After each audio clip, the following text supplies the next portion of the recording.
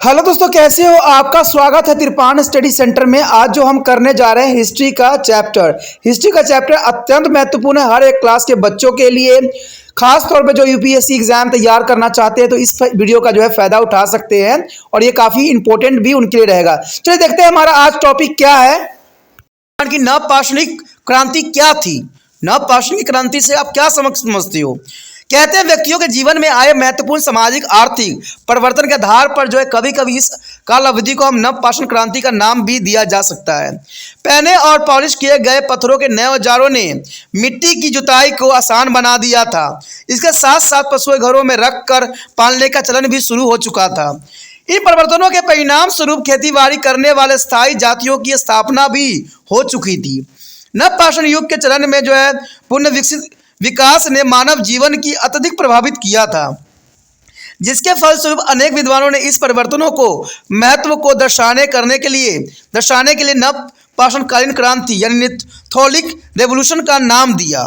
परंतु अधिकतर विद्वान का यह विश्वास है कि यद्यपि यह जो है परिवर्तन अत्यंत महत्वपूर्ण है, तथापि इन परिवर्तन को प्राचीन पाषाण युग और मध्य पाषाण युग के दौरान हुए पिछली प्रगति के संदर्भ में देखा जाना चाहिए। अंततः इसे जो है सतत विकास माना जाए, न कि क्रांति। देखिए, सबका अपना अपना विचारधारा है, लेकिन अगर हम साफ तौर पे देखें तो खेतीबाड़ी की जो है कार्य में संलग्न होना ये जो है क्रांति का ही एक रूप देखा जा सकता है। लेकिन बहुत से जो है विद्वानों ने जो है इसका अपना अलग ही महत्व दिया है। किसी ने इसको सतत विकास माना है तो किसी ने इसको नियोलिथिक रिवोल्यूशन का नाम दिया है। तो सबका अपना अपना विचारधारा है, इसको हम बदल नहीं सकते। लेकिन देखा जाए तो मानव में इस समय बहुत ही बदलाव आ गया और इंसानों ने जो है अपना घर बना के अपने गांव में रहना सीख लिया था और इनके पास हर चीज़ की सुविधाएं जो थी विकसित कर लिया था। उसके पश्चात हमारे समक्ष आता है नवपाषाण युग के औजार। देखिए, नवपाषाण कहते हैं ना, कोई भी काल के अगर हम औजार देखें तो उस काल की सभ्यताओं की विशेषताओं को जो है उजागर करता है, क्योंकि औजार ही बहुत कुछ बता देती है। नवपाषाण युग के औजारों में चिकनी सतह वाले घिसाई के औजार और भली भांति गोलाई किए हुए नपे तुले आकार के औजार शामिल थे, जैसे आज के समय में बनाया जाता है। घिसाई ने औजारों को पहना और पॉलिश किया गया आकार दिया, और पॉलिश ने इस औजारों को पहले की अवधि के औजारों से अधिक प्रभावशाली बना दिया, यानी काफ़ी जो था इसकी पॉलिश को निखारा गया। जैसे कि इन चित्रों में भी आप देख सकते हो, कि इनको जो है कैसे इन्होंने घिसाई करके जो कितना तिक्का और कितना पतला कर दिया था। इनकी हाइट भी देख सकते हो कितने से कितना दिया गया है, जो कि बहुत काफ़ी महत्वपूर्ण है, इस टूल को बता सकता है। देखिए इन्होंने कितना जो है बारीकी से साथ जो है इन औजारों का जो है निर्माण किया, जो कि बहुत काफ़ी इंपॉर्टेंट था और बहुत ज़रूरी था। और भी देखते हैं इनके औजार जो आपके समझ के लिए काफ़ी ज़रूरी भी है। देखिए, यहाँ पर नवपाषाण युग के औजार कितना जो है बड़ी कितनी तिक्की बनाई गई थी, तो आप समझ सकते हो कि इसकी हाइट लंबाई सब यहाँ दर्शाया गया है, जो कि आपको समझाने के लिए पर्याप्त है कि ये आजकल के जैसे ही वो बनाया करते थे। बेशकली उनके बनाने का जो तकनीक था अलग था। वो हड्डियों का भी प्रयोग करते थे, पत्थरों का उपयोग करते थे, और आने वाला समय में धीरे धीरे उनकी विकास और भी होती चली गई। देखिए, ये सब जो बनाई गई है कितनी अनोखी है और कितनी विचित्र है। हर कोई शिकार के लिए वो लोग अलग अलग तरीक़ों का जो है इस्तेमाल किया करते थे।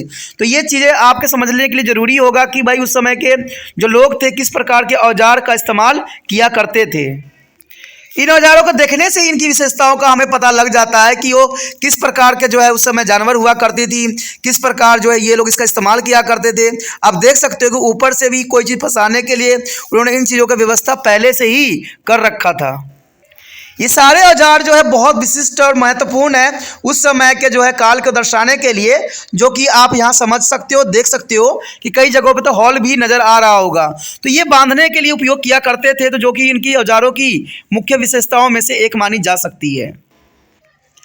देखा जाए तो नवपाषाण युग के घिसाई किए गए औजार में विभिन्न प्रकार की कुल्हाड़ियाँ शामिल थी, जिन्हें हम सेलेक्ट यानी जो है आदिम कुल्हाड़ी कहा जाता है।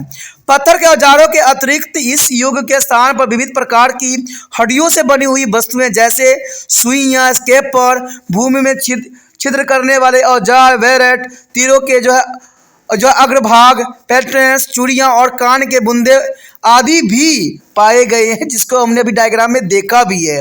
ये सारे के सारे अत्यंत महत्वपूर्ण डायग्राम थे, जिसको ये दर्शाता था कि इस समय जो है नीलोथिलिक एज में किस प्रकार के लोग जो थे विकसित हो चुके थे और उनका रहन सहन, उनके औजार किस प्रकार के थे।